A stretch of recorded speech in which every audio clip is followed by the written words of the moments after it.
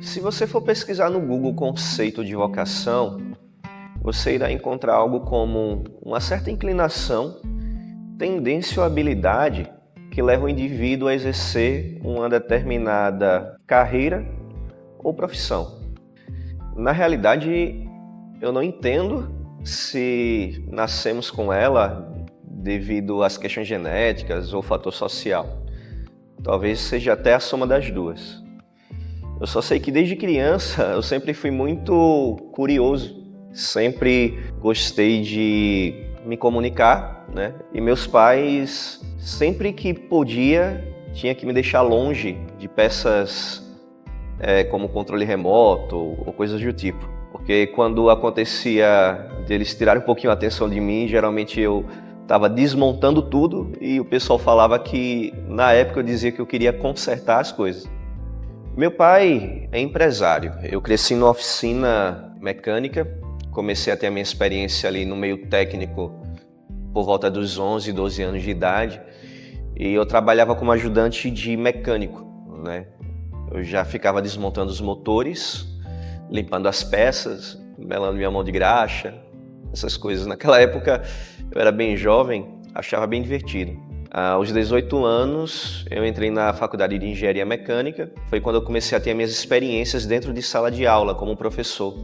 Eu comecei dando monitoria de algumas matérias e depois eu comecei a dar aula também em escolas, como professor de física e matemática, tanto no fundamental quanto também no ensino médio.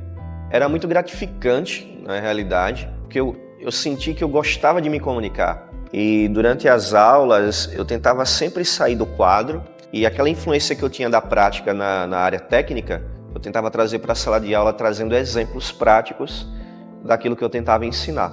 E aí foi aquele momento que eu comecei a me descobrir, de tentar inovar na maneira de ensinar.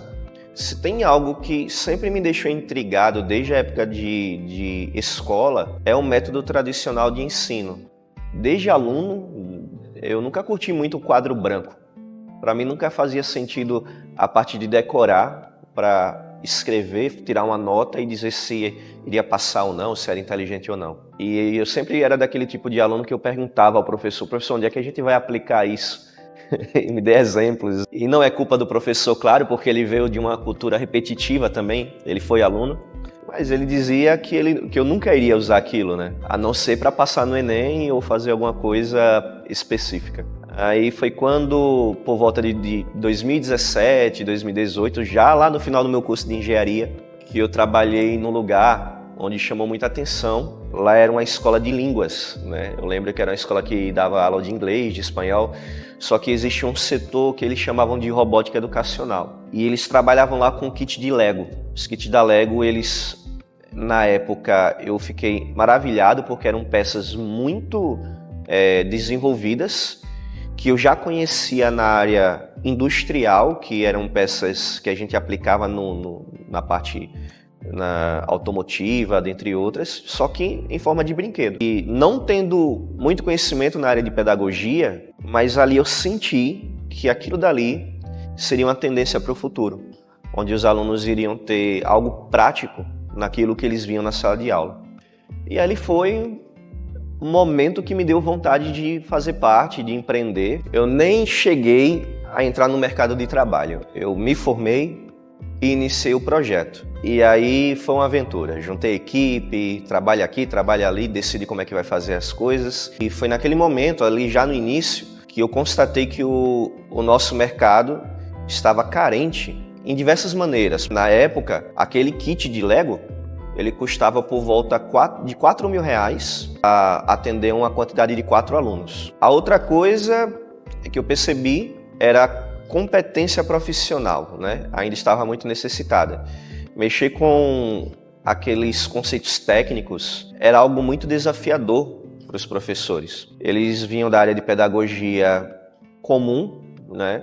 Onde esse tipo de trabalho era algo raro para eles, e aí não se encontrava profissional para aquilo. E aí quem era que entrava nesse lugar do professor em si? Eram os jovens que tinham tendências a gostar do assunto. Então aquele jovem que gostava muito de videogame, ou que sabia programar, ou sei lá, ele acabava sendo professor, porque não tinha no mercado. E aí foi quando eu decidi criar algo que era baseado em dar treinamento a professores convencionais nessa parte tecnológica. E na parte dos kits, ao invés de trabalhar com algo caro, eu descobri aquele movimento que muitas pessoas usam, que é trabalhar com materiais de baixo custo, né? Onde eu iria na loja ali de eletrônica, compraria as coisas, depois eu juntaria alguns materiais fáceis de adquirir, montar e tal, e fazer os projetos acontecer. A diferença é que eu queria criar um sistema todo organizado, onde funcionasse de maneira fluida, né?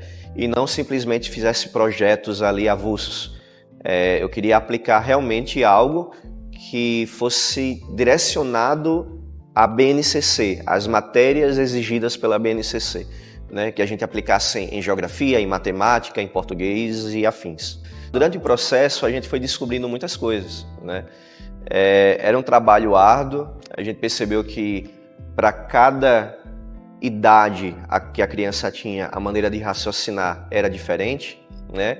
Então os projetos eram sempre lapidados, modificados, para que a gente conseguisse fazer com que as coisas funcionassem da melhor maneira possível.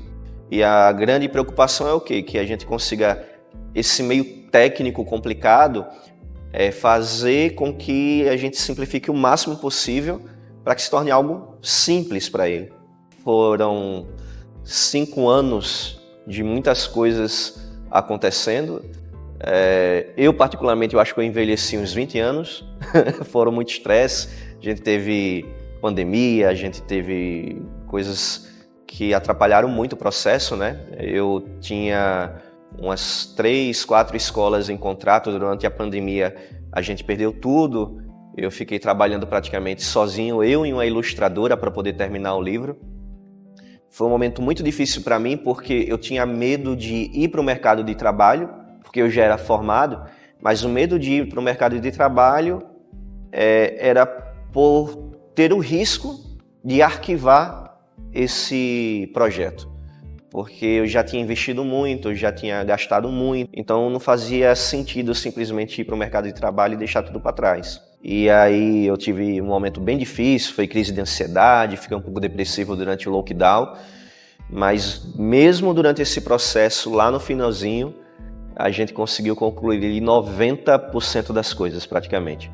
Pronto, e aí com 90% concluído, né, foi quando eu vi que era possível eu continuar o trabalho de uma maneira que eu pudesse entrar no mercado de trabalho como na área de engenharia, porque ali era parte de revisão de livro, era parte de ajustes de programação do site.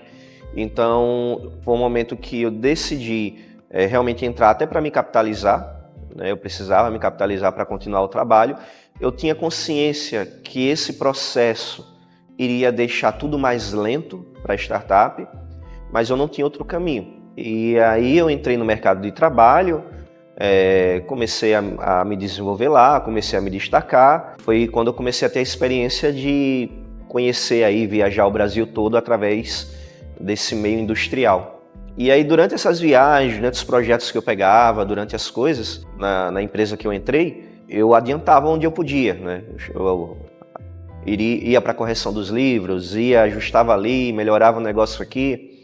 Foi isso que demorou um pouco mais aí, fez acontecer com que a gente passasse 5 anos somando tudo para eu poder dizer, não, o negócio ficou legal para poder lançar. E aí, o que acontece? Surgiu 2024, né? Rompemos um ano, e aí foi quando, em janeiro agora, eu consegui realmente entregar tudo que a gente planejou, né?